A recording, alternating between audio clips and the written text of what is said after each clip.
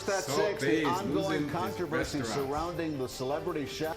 The young chef has restaurants around the world and a huge following online and off. Quite a protest outside this Brickell Avenue restaurant today. I must confess, until a day or so ago, I had never heard of the celebrity chef Salt Bae. Comment yes or no if you actually tried one of his steaks. I mean, smash the like button if you think he's cool or if he's a loser. Man. Say something.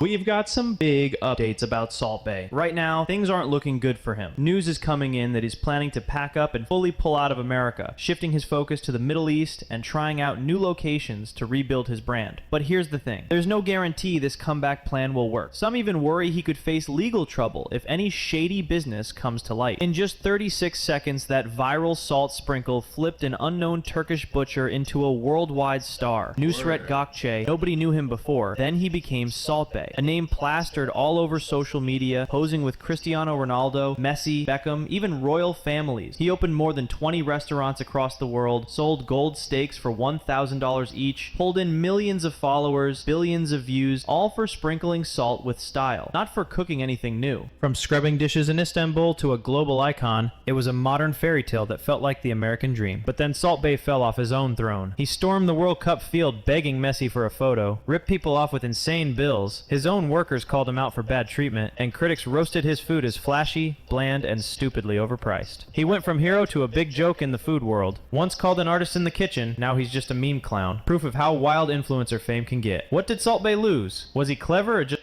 I don't know, I don't know if he did bad things, but did he do good things? I don't know about that either. But what I will say is, $1,000 steak is overpriced. Alright, but let's check it out. just a quick trend? And why did millions who once loved him now feel embarrassed for him? To see how it all crashed, you have to roll back to early 2017, when Nusret Gökçe was just another Turkish chef obsessed with meat. That first steak cutting video wasn't some basic ad, it was a mini show. Each slice was perfect, every move looked cool and sharp, and that salt sprinkle at the end? Nobody could copy that. The clip broke the internet, spread everywhere, turned him into a global meme overnight. But it was more than just a meme. His smooth vibe hooked millions. Back then, Salt Bae still had some real passion and wasn't acting too big. In 2017, he said, "I do this for love, not money." Every cut of meat was art for him. That first viral hit blasted his career into another league. From then on, almost every post was him sprinkling salt, cutting meat, pulling out new tricks. People loved it. That's what got them in the door. With 50 million plus Instagram followers and his Nusret restaurants popping up in 22 countries, Salt Bae built a personal brand that was unreal. Nusret wasn't just a steakhouse. It was a show. Yeah, let me know if when you first heard of him, if you have actually let me know if you've even been to one of his restaurants. You didn't pay for the food, you paid to watch Salt Bae perform. His places brought in regular folks and big names alike. From Messi to DiCaprio to Abu Dhabi's Crown Prince, the scene looked perfect, but behind the perfect image, things were about to crack. It started when insane receipts went viral in 2021 and 2022. People started asking, what are we really paying for? A single meal in London could drain 8,800 pounds for one steak before you even ordered sides. Something felt off. Those giant bills didn't just shock people. They broke the idea of Salt Bae as a real chef. How could a guy who once said he loved meat slap $1,000 price on it? Was it really about the food or just the hype? Fans felt cheated. Salt Bae wasn't about craft anymore. He looked like a cash grab. Real reviews hit hard. One person said they paid $1,000 for a steak that tasted like a $50 cut from somewhere else. Wow, I'd be pissed. And honestly, my opinion is most of these high-end restaurants, these things are usually overpriced and they don't even taste that good. I'd rather go to like that little corner spot where the food actually has some taste instead of some of these high-end spots are good, don't get me wrong, but I think most of them are bland food, so I'm not surprised. Ordered 2 tomahawk steaks and a rack of lamb for the table. When the bill came, we were shocked by the total. They insisted that we ordered the golden option and charged us $1,000 for each. We absolutely did not order that option. Although we did eat what was brought to the table thinking this was the normal presentation for our order, it was clear that the waiter was trying to take advantage of the situation. Probably better. Another called it a complete letdown. They came for a master chef, left with an overpriced circus. Instead of fixing it, Salt Bae fired back. He said the prices matched the experience and the best ingredients. His excuse just made people madder. It's so expensive. We are not expensive. This is, perception, not reality.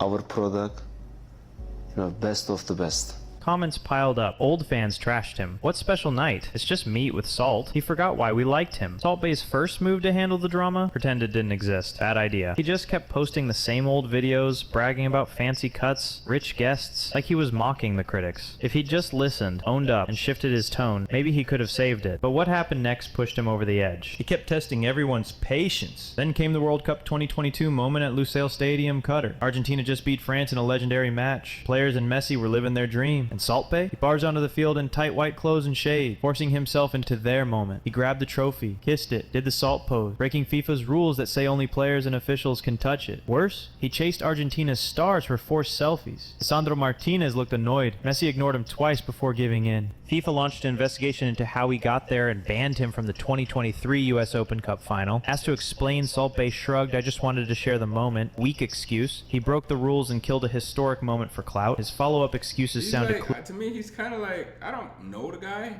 but he comes off as a little weird to me, to be like fiending for attention, but clueless, which just made people angrier. Why did you go onto the World Cup pitch after the final, touch the World Cup, and kiss the World Cup? What were you thinking?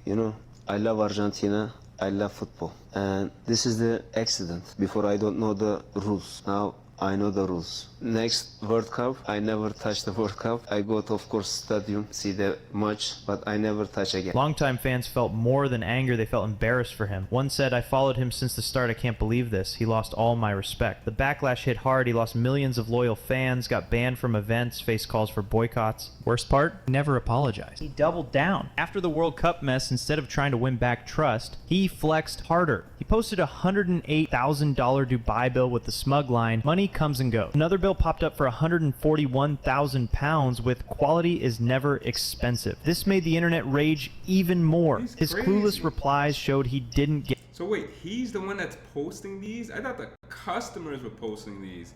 He's basically just flexing. Get it at all. No humility, no fix, just more bragging, more shiny videos, more posing with VIPs like he was daring people to stay mad. Why did he act like this? It probably comes back to his fast rise. One viral clip, millions of fans, restaurants popping up overnight. To keep that luxury vibe alive, he lost track of real quality. Many say he got drunk on his own fame. Hype made him think he was untouchable. He stopped caring about craft and started playing a character. He lost the line between classy and cringy, confidence and pure arrogance. The sad thing, he forgot what made him special.